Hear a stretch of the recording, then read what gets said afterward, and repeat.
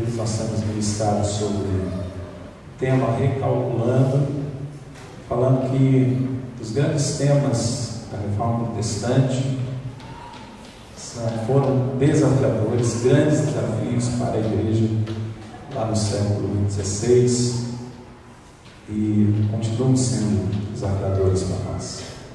Mas entre todos eles, os 5 pilares da reforma sobre o qual nós estamos ministrando, nós talvez não tenhamos muita dificuldade com sola graça que nós começamos lá no primeiro domingo, entendendo que de fato a salvação é pela graça de Deus, mediante a fé, foi o que a gente ministrou no segundo domingo. Na semana passada eu não estava, no presbítero Ciro ministrou falando sobre a palavra. Nós não temos muita dificuldade com isso, de afirmar que Cristo é o Senhor, o único Senhor, como será no próximo domingo.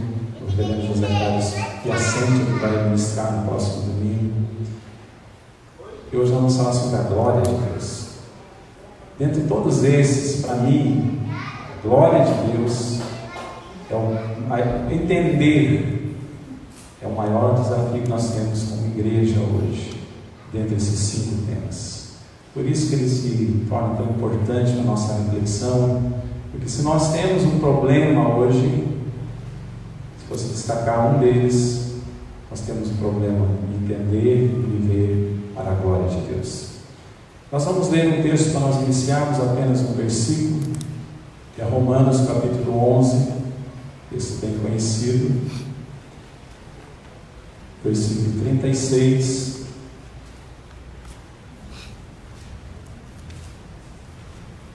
Que é quando Paulo fecha algumas discussões teológicas muito importantes, basilares para a vida da igreja. Depois ele vai falar sobre conceitos práticos, Romanos 12 até 16. Mas aqui ele faz um fechamento de tudo que ele havia exposto até então, dizendo assim: porque dele, e por meio dele, e para ele são todas as coisas. A ele, pois, a glória eternamente. Amém. Oremos mais uma vez. Senhor, que o Senhor seja bondoso para conosco, nos abençoe nesse momento de reflexão da palavra do Senhor. Esse grande desafio que é viver para a glória de Deus, viver para o propósito, exatamente para o propósito para o qual fomos criados. Glória a Deus. O Senhor nos fala nessa noite, corrija nossas distorções e possa nos encaminhar de volta, Senhor Deus, para o centro da tua vontade. Graças nós somos que o Senhor já tem ministrado a nossa vida nesse culto. Continuará conosco. Essa é a nossa certeza, nosso pedido e a nossa convicção. Em nome e para a glória de Jesus que nós oramos. Amém. Então nós estamos comemorando os 502 anos da Reforma Protestante. Vai ser no dia 31, quinta-feira, trazendo uma série de mensagens tão alusivas a esse tema. Não poderíamos desperdiçar essa oportunidade. E a Reforma Protestante foi deflagrada no dia 31 de outubro de 1517. Creio que todos sabem disso, só para relembrar. Um monge agostiniano de nome Martinho Lutero afixou suas famosas 95 teses, pequenos textos escritos na porta da capela de Wittenberg, na Alemanha. Tanto a data quanto o local foram previamente bem escolhidos. O local e a data do que seria um local muito movimentado, uma data de muito movimento. As teses de Lutero combatiam com rigor, principalmente a venda de indulgências, perdão de pecados por parte da igreja da época. Nós sabemos disso. Por que a reforma é tão importante, queridos? Por que 502 anos depois nós estamos aqui falando sobre ela? Por que temos que comemorar essa data com tanto entusiasmo? E assim fizemos há 2 anos atrás, comemorando os 500 anos da Reforma. Podemos dizer que a Reforma, queridos, foi um retorno à verdade, depois de tantos desvios da Igreja. Então nós somos devedores a esse movimento do século XVI, onde a rota foi recalculada, podemos assim dizer, um novo trajeto foi traçado e a Igreja começou a trilhar, pelo menos, essas questões basilares, um novo caminho na direção da vontade de Deus. E a Reforma Protestante, só relembrando, foi erigida sobre 5 pilares, como eu disse. Talvez naquele momento eles nem tinham tanta consciência, não era tão sistematizado assim como nós temos hoje, mas foi erigido sobre os 5 solas: sola Escritura, sola Fide, sola Graça, solos Christus e sola Deo Glória. Mas o que esses nomes aparentemente estranhos e conceitos amplamente teológicos têm a ver com a nossa vida? Essa é a questão. Então, queridos, afirmar a sola Escritura, entender que devemos viver apenas e tão somente pelo padrão de Deus, que é a Bíblia Sagrada. A Bíblia é a autoridade suprema, e ela está acima das tradições religiosas. Então, só a Escritura é isso. A Bíblia é a nossa autoridade máxima, nossa única regra de fé e prática. Afirmar a sola fide é entender que somos justificados pela fé somente. Não há outro meio de salvação. E isso não vem de nós mesmos. Nós lemos em Efésios, é um dom de Deus, é um presente de Deus para nós. Afirmar a sola graça dentro dessa mesma linha, entender que a salvação é apenas pela graça, o favor imerecido de Deus. São as riquezas de Deus disponibilizadas a nós às custas do sacrifício de Cristo. Essa é uma definição de graça que eu dei lá no primeiro domingo. As riquezas de Deus disponibilizadas a nós às custas de Cristo. Cristo pagou, Cristo ganhou para nós e disponibilizou. Afirmar os solos Cristos, entender que somos salvos e governados apenas por Cristo. Cristo é tudo em todos. Vamos entender isso biblicamente, que Cristo está acima de tudo e de todos. E afirmar o solo e deu glória, que é o nosso objetivo nessa noite, é entender que nós devemos viver apenas e tão somente para a glória de Deus.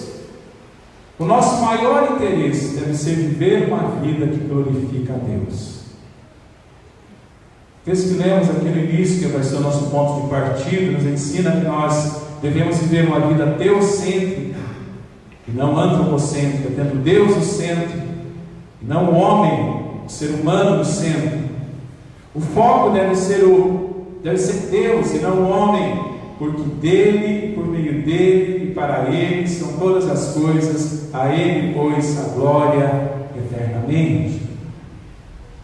Essa pequena porção da Escritura, nós vamos mostrar ali, nos leva a 3 grandes entendimentos, só a título de introdução ainda. Primeiro, Deus é a fonte de todas as coisas. Deus é a fonte de todas as coisas, queridos. Todas as coisas são criadas, originadas por Deus. O que lemos nas Escrituras, todas as coisas foram feitas por intermédio dele, e sem ele nada do que foi feito se fez. João 1,3. A segunda afirmação que esse texto nos leva é que Deus é provedor de tudo. Todas as coisas são por meio dele. Isso significa que a criação toda depende da benevolência do próprio Deus. Nele tudo subsiste, é o que nós lemos em Colossenses 1,17. Mas nós também precisamos e devemos afirmar que Deus é o objetivo de tudo o que Ele criou. Todas as coisas são para Ele, queridos. Vêm dele, por meio dele, e são para Ele. O propósito da criação é a glória do próprio Deus que cria.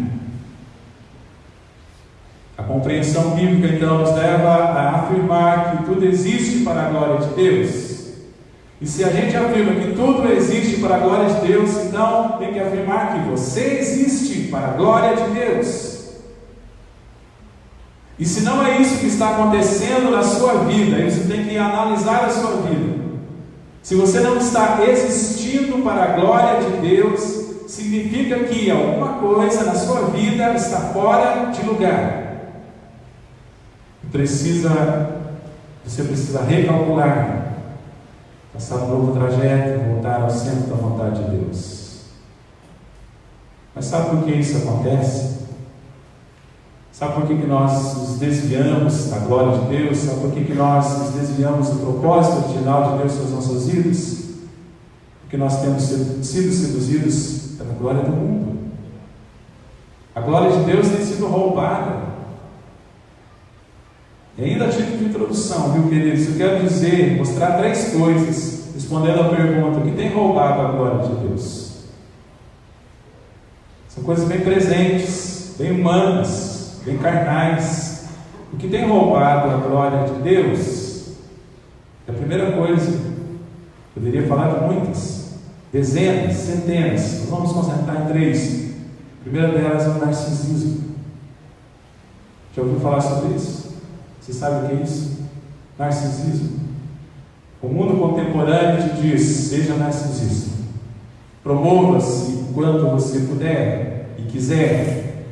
Admire-se o quanto você quiser. Seja admirado o quanto você puder. Não sei o quanto você percebe isso, mas as mídias sociais são uma forma, às vezes velada, às vezes explícita, de narcisismo. Elas estão a serviço do narcisismo. O fato é que nós vivemos nesse mundo egoísta, narcisista, individualista, autocentrado e soberbo. O mundo é assim. E no mundo, queridos, em que o homem é o centro de todas as coisas, não sobra espaço para a glória de Deus. Então nós podemos afirmar que o narcisismo conspira contra a glória de Deus. E se você está vivendo uma vida narcisista, você tem algo conspirando contra a glória de Deus dentro de você. A segunda coisa que tem roubado a glória de Deus é o hedonismo. Uma palavra que eu uso bastante. E quando eu olho para o mundo, eu vejo um mundo extremamente hedonista. A filosofia do hedonismo é a seguinte: tenha prazer o quanto você quiser. Se o narcisismo diz: admire-se, mostre-se, promova-se, o hedonismo diz: tenha prazer. Você é o dono do seu nariz, danem-se as regras, jogue no lixo esse conceito de verdade absoluta. Abrace o relativismo e faça o que você quiser para ser feliz, porque ninguém pode dizer o que você tem ou não tem que fazer. Aí o ser humano, homens e mulheres, crianças, são extremamente hedonistas. Adolescentes, jovens, adultos, idosos, têm se lançado nessa jornada de autossatisfação, da busca do prazer, do entretenimento, dos hobbies, tudo isso, porque as pessoas estão buscando, o que as pessoas estão buscando é a satisfação do seu ego, e não a glória de Deus. Então o hedonismo afronta a glória de Deus. Mas tem mais, queridos. Quero falar também sobre o materialismo. O vírus do materialismo injeta em nós o pensamento: adquira o quanto você quiser, você merece, você trabalha demais, você pode, isso vai te fazer bem, então você vai causar, para usar uma expressão dos nossos dias, você vai impressionar. E aí nós vemos não apenas as pessoas lá de fora, mas as pessoas aqui de dentro. As pessoas estão frequentando as igrejas, sendo dominadas pelo materialismo, seus efeitos destrutivos. Você percebe que o foco do mundo é sempre você. As propagandas focalizam você, quer que você compre as coisas, que você possua tudo aquilo que vai te fazer mais feliz, que vai organizar melhor a sua vida e vai te satisfazer, que vai fazer você se sobressair sobre os outros e parecer melhor do que os outros. O materialismo, queridos, desdenha da glória de Deus. Só lhe deu glória é um chamado para um viver centrado em Deus, não em nós mesmos. Quão diferente, nós precisamos entender isso, quão diferente a nossa vida seria se nós de fato vivêssemos apenas e tão somente para a glória de Deus. Quão diferente a igreja seria se todos nós, se cada pessoa que compõe a igreja, não só essa igreja local, mas a igreja do Senhor Jesus Cristo, vivesse apenas e tão somente para a glória de Deus. Vamos particularizar mais um pouquinho. Quão diferente a sua família seria se ela vivesse apenas e tão somente para a glória de Deus. Então, dentro da nossa série de mensagens, em que nós temos afirmado a necessidade de recalcular a rota, nós vamos abordar nessa noite o tema retomando o compromisso com a glória de Deus. Como nós podemos retomar o compromisso com a glória de Deus? Então nós vamos afirmar algumas coisas que são fundamentais. Em primeiro lugar, é fundamental reconhecer a soberania de Deus.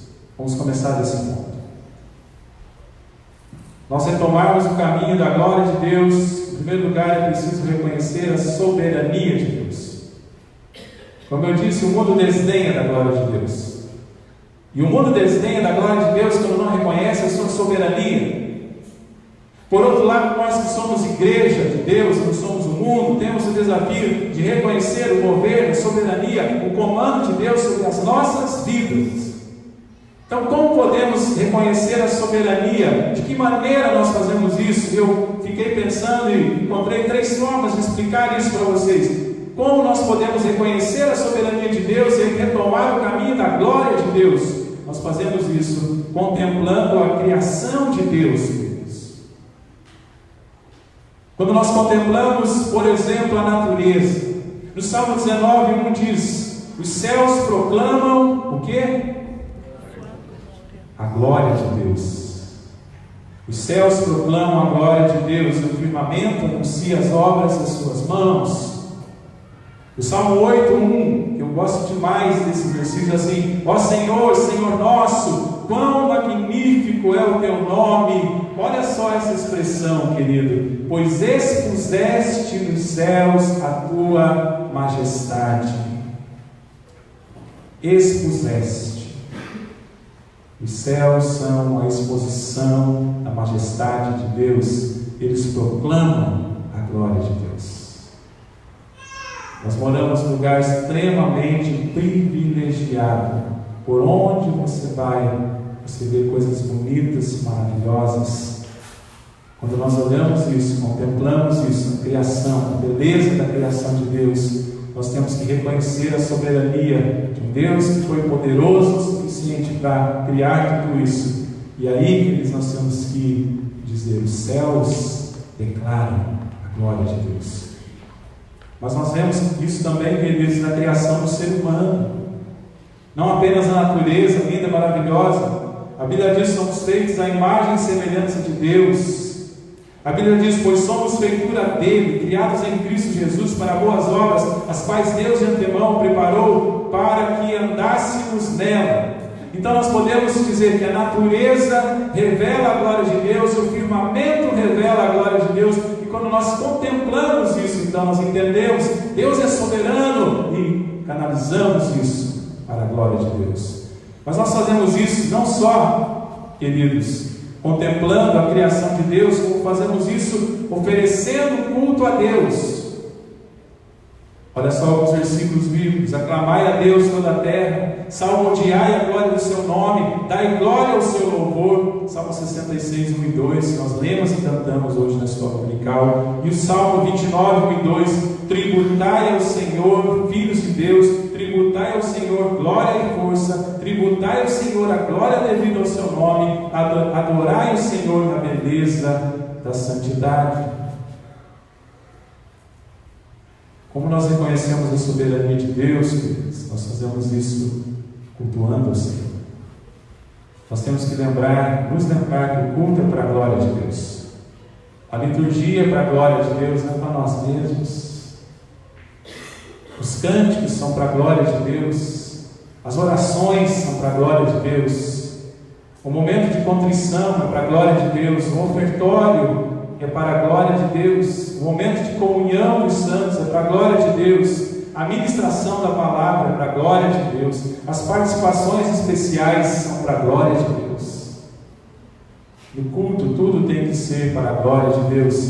E se tem alguma coisa que não está acontecendo para a glória de Deus, não deve acontecer, não deve existir.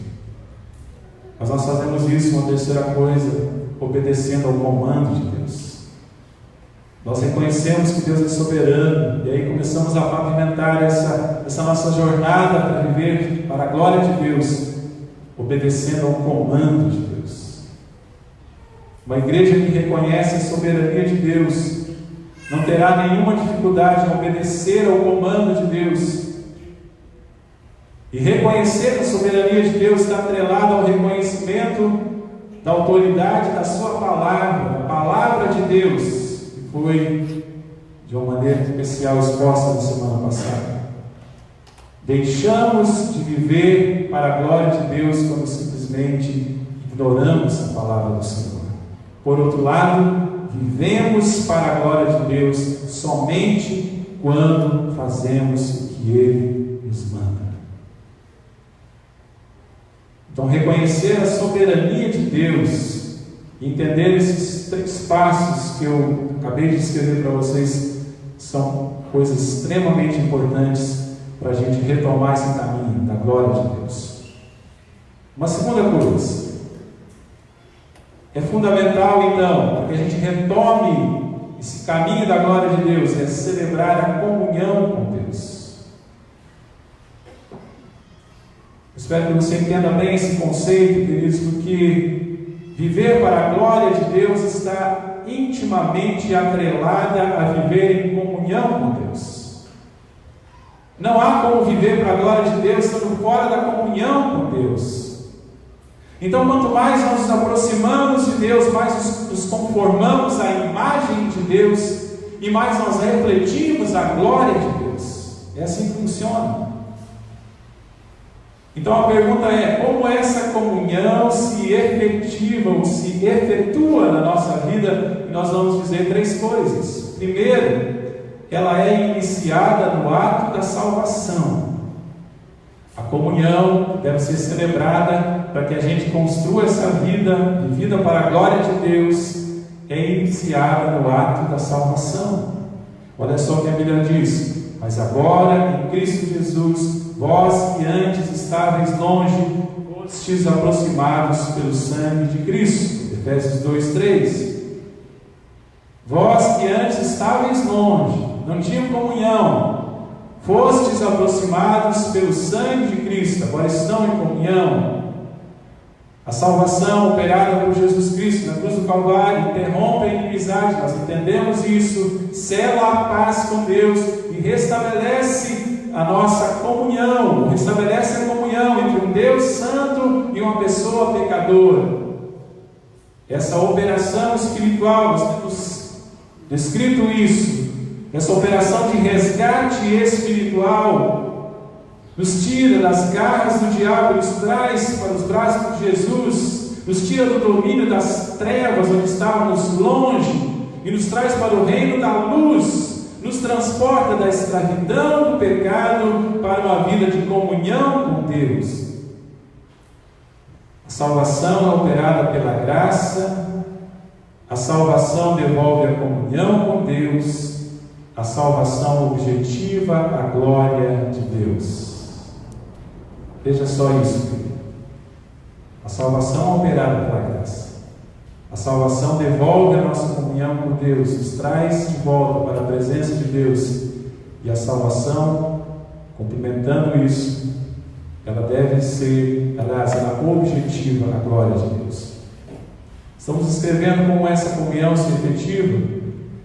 E a segunda coisa que vamos dizer é que ela é ampliada no processo de santificação. Então ela começa no ato da salvação, mas ela é ampliada no processo de santificação. E nós vamos dizer então que uma vida fora da comunhão com Deus não produz a glória de Deus.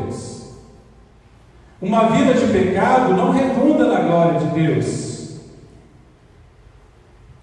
De fato, Deus só será glorificado por homens e mulheres que estão lutando contra o pecado e avançando no processo de santificação.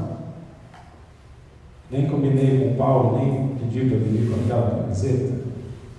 Hashtag luto contra pecado. Está escrito ali. Crentes que não vivem uma vida santa e reta não colaboram para a produção da glória de Deus no mundo. Crentes que não dão bom testemunho aos de fora não contribuem para a promoção da glória de Deus no mundo. Você foi salvo para viver uma vida santa para a glória de Deus.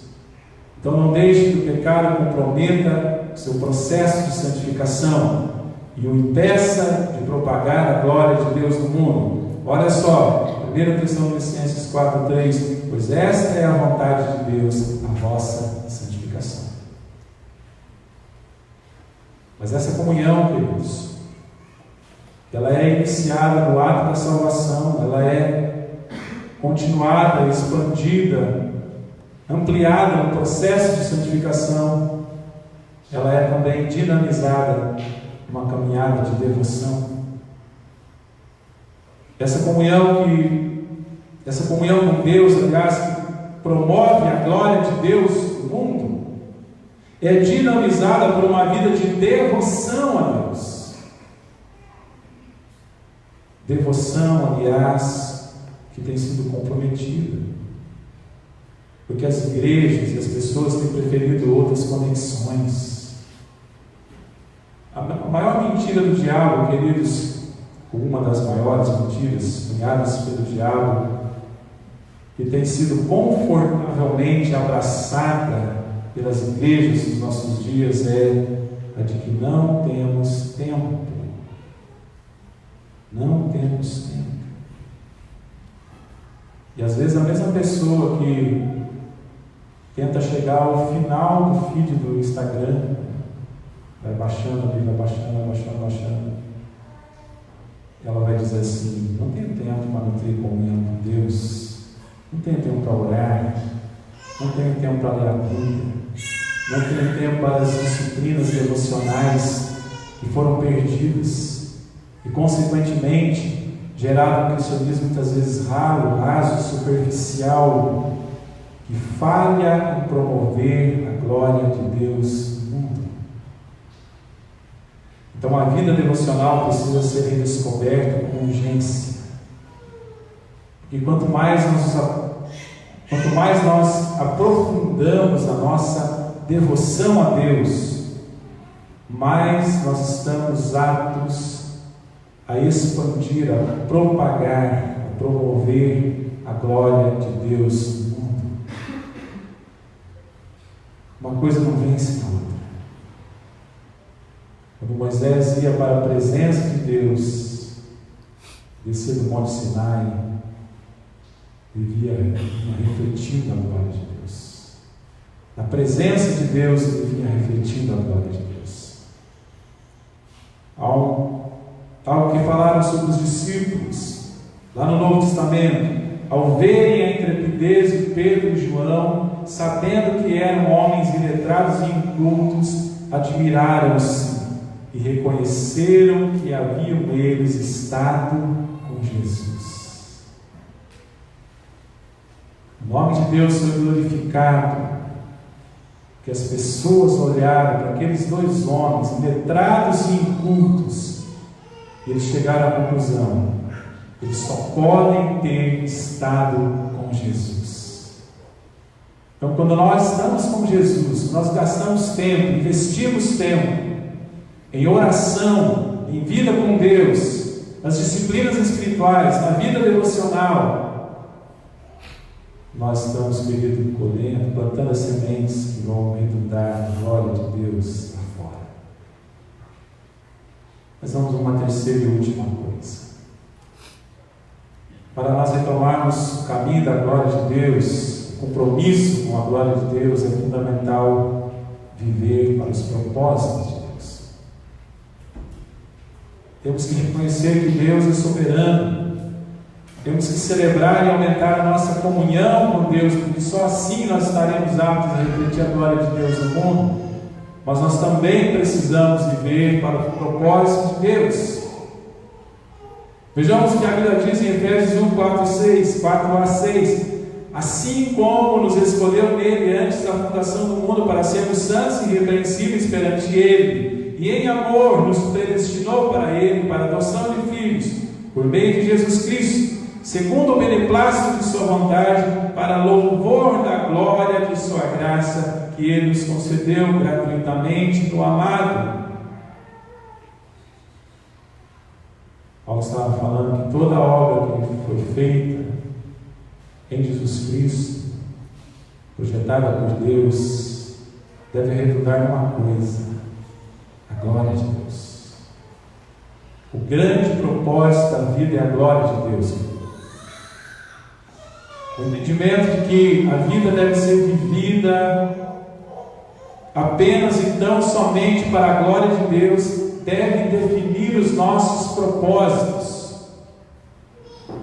Devemos viver para os propósitos santos de Deus. Devemos viver para os propósitos grandiosos de Deus. Devemos viver para cumprir o chamado específico de Deus para cada um de nós. O grande problema é que todos querem viver para os seus propósitos. Cada ser humano quer viver o seu sonho. Cada família quer abraçar o seu objetivo. Cada igreja quer operar o seu sucesso. Cada cristão quer viver para o seu propósito. Então nós vamos fazer 3 afirmações, assim nós encerramos, sobre viver para os propósitos de Deus. Primeiro, viver para os propósitos de Deus nunca é fácil. Entenda isso, querido. Viver para os propósitos de Deus nunca é fácil. Pode ser desconfortável, pode ser sacrificial, pode ser perigoso, pode ser doloroso, pode exigir renúncia. Não foi fácil para Moisés, Jeremias, Esther, Paulo, Lutero, Calvino, Simonton, viver para a glória de Deus. No caso de Lutero, quase custou a sua vida. No caso de Simonton, custou a sua vida vir para o Brasil. Trouxe o presbiterianismo, foi o missionário de Deus nessa terra, mas em 8 anos teve a sua vida ceifada. Morreu com 34 anos. Viver para os propósitos de Deus nunca é fácil. Segundo, viver para os propósitos de Deus aumenta a satisfação.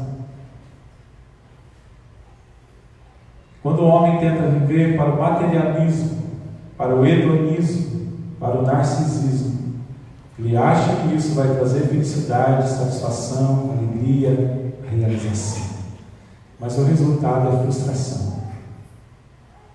Porque nós só vamos de fato encontrar sentido, realização para as nossas vidas, satisfação plena e verdadeira, quando a gente estiver vivendo apenas, tão somente, para a glória de Deus. Porque nós somos criados para isso, queridos.